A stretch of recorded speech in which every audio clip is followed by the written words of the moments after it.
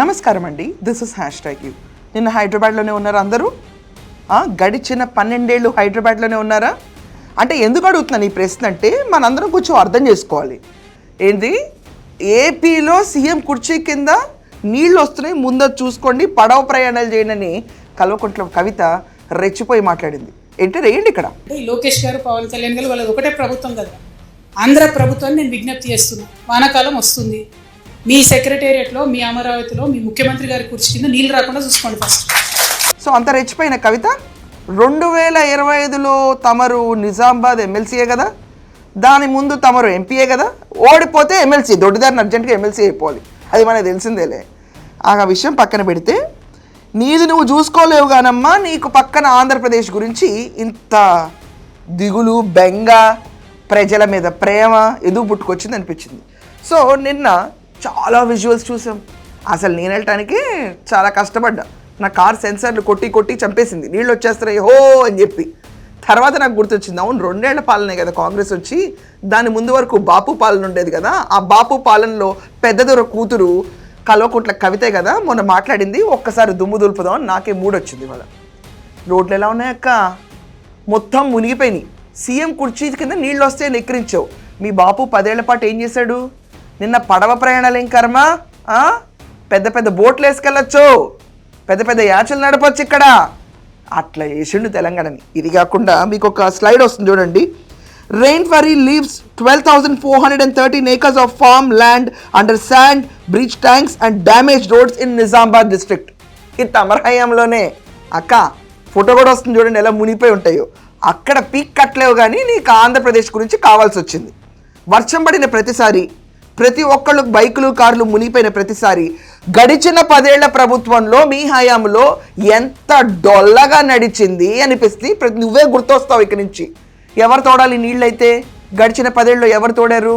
తెలంగాణ బాపు, నువ్వు, కేటీఆర్ వచ్చి బకెట్లు వేసి తోడారా? దర్జాకు కూర్చోలేదా? సెక్రటేరియట్ ముందంతా మునిగిపోలేదా? వర్షాకాలంలో నువ్వే వచ్చి నీతులు చెప్పాలి. ఇక్కడ ఏగలేవమ్మా, పక్క రాష్ట్రంకి వెళ్ళి ఎగుతావంట నువ్వు. ఇక్కడేం పీక్ కట్టలేడు మీ నాన్న, పక్క రాష్ట్రంకి వెళ్ళి బీఆర్ఎస్ పార్టీ పెడితే అప్పుడు అందరూ గప్చుప్గా ఉండాలి. కానీ పవన్ కళ్యాణ్ వచ్చి ఇక్కడ నేను కంటెస్ట్ చేస్తా అంటే నువ్వు వచ్చి ఏం చెప్తావు? ఏంది వన్ సైడ్ లవ్, ఏంటి ఫోర్సిబుల్గా వన్ సైడ్ లవ్, మాకు వద్దురా ముర్రో అంటే ఏంటి లవ్, యాసిడ్ పోసే లవ్, అటాక్, పెద్ద మాలెస్టర్ లాగా క్రియేట్ చేస్తావు మొత్తానికి. అప్పట్లో చెప్పు వన్ సైడ్ లవ్ పక్కన పెట్టు. మీరేం పీక్ కట్టలేకపోతున్నారు కాబట్టి అందరూ వచ్చి కంటెస్ట్ చేసి బాగుపరచాలనుకుంటారు. మీ 10 ఏళ్ల పాలన చూసిన తర్వాతే ప్రతి ఒక్కరికి చిర్రెత్తుకు వచ్చి మా వల్ల కాదని రేవంత్ రెడ్డిని ఎన్నుకున్నారు. రేవంత్ రెడ్డి గారిని ఎన్నుకున్న తర్వాత అపోజిషన్ కూడా ఒకళ్ళు కావాలి కదా, అపోజిషన్ కావాలి కదా. ఏంటి బీఆర్ఎస్ అవుద్దా మళ్ళీ? అసలు నీ పార్టీ పేరు అయితే ఏ పొలిటీషియన్ పలకడు, అదేంటో నాకు అర్థం కాదు. నేనే తీసుకొచ్చి పలుకుతా, టీఆర్ఎస్ 2.0 ఉంది పార్టీ అని నేను చెప్తా. జనాలు ఎవ్వరు నీ పార్టీని పట్టించుకోవడం లేదు అసలు. రేవంత్ రెడ్డి అయితే అదే ఆటలు అట్టిపోండి పక్కన పడేంటి అంటారు. బీఆర్ఎస్ వాళ్ళు అయితే నోటు మీద తెచ్చుకోవడానికి ఇష్టపడరు. బీజేపీ వాళ్ళు అసలు నిన్ను ఐడెంటిఫై కూడా చేయరు. ప్రజలు నిన్ను అర్జెంటుగా ఐడెంటిఫై చేయడానికి తెలంగాణ ప్రాంతీయ విభేదం రెచ్చగొట్టి ఆంధ్ర వాళ్ళపైన దుమ్మెత్తిపోద్దామని కొంచెం వర్షం నీళ్ళ కోసం ఎదురు చూస్తావు. వేసి కొడదాం అనుకున్నావు, బూమెరాంగ్ అయింది, తెలంగాణ మునిగింది. నీ టైంలోనే నిజామాబాద్ మునిగింది.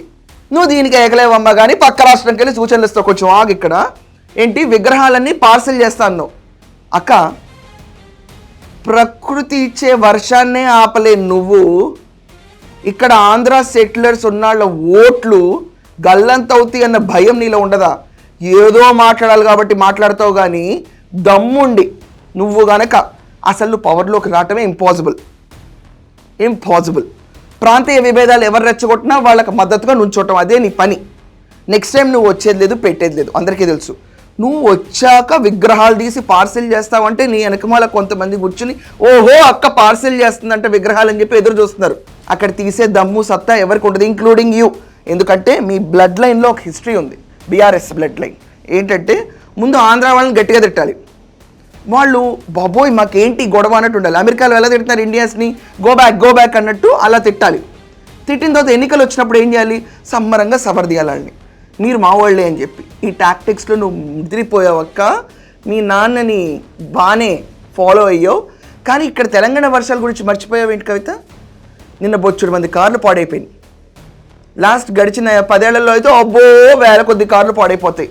రోడ్డు మీద స్తంభించిపోయిన ట్రాఫిక్. ఏంటి కట్లైపోయావేంటి నువ్వు? ఆ రోజు సీఎం సీటు కిందకి నీళ్లు రాలేదా? నీ ఇంటికి నీళ్లు రాలేదా? కనీసం నీ ఇంటి ముందు రోడ్లన్నా నీళ్ళు లేకుండా ఉన్నాయా? లేకపోతే ఏమి దొరకూతురా నీ ఇంటి ముందు కూడా నీళ్లు మునిగిపోయి నీ కార్లు కూడా మునిగి పాడైనయా? చెప్పుకోవడానికి సిగ్గుపడుతున్నావా? సో ఇంకోసారి ఇలా రెచ్చిపోకూడదండి ప్రతి ఒక్కళ్ళు. ఆంధ్రప్రదేశ్లో సీఎం సీట్ కిందకు నీళ్ళు వస్తాయి, ఇక్కడి నుంచి విగ్రహాలు పార్సిల్ చేస్తాం, తెలంగాణ ఆంధ్ర విభేదాలు, మాది మేము చూసుకుంటాం, మీరు చూసుకునే ఈ రకంగా ఎరగబెట్టారు. ఇప్పుడు దాకా మీరు చూసుకుని ఇప్పుడు దాకా ఇలాగే ఉంది. అందుకే బీఆర్ఎస్కి ఇంకా రాదు, పవర్లోకి రాదు, కంగారు పడకు. Revanth Reddy is the ultimate man. Opposition ఎవరు కావాలన్న వాళ్ళు కంటెస్ట్ చేస్తారు, ప్రజలు ఎవరు కావాలనుకుంటే వాళ్ళకి ఓట్లు వేస్తారు. రాజ్యాంగంలో నీకంత హక్కు ఉందో అందరికంత హక్కు ఉంది. నువ్వు వెళ్ళి ఆంధ్రాలో కంటెస్ట్ చేయి, ఎవరు కాదన్నారు.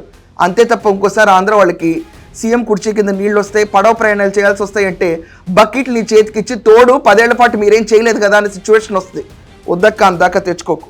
సో నిన్న పడిన వర్షాలు, దాని తర్వాత గడిచిన 10 ఏళ్లలో పడిన వర్షాలు ప్రతి ఒక్కరికి గుర్తొచ్చేలాగా వర్షం విపరీతంగా దంచి కొడుతుంది. సో ఇదే టైంలో ఆంధ్రప్రదేశ్ సీఎం సీటు కిందకి నీళ్ళు వస్తే పడవ ప్రయాణాలు చేసుకోవాలి, మీరు పోయి అక్కడ చూసుకోండి, ఇక్కడ గరిట తిప్పకూడదు అనే కవితకి మీరందరూ ఏం స్ట్రాంగ్ బాండింగ్ ఇద్దాం అనుకుంటారో కమెంట్స్లో ఖచ్చితంగా రాయండి. That's all for now. Thank you.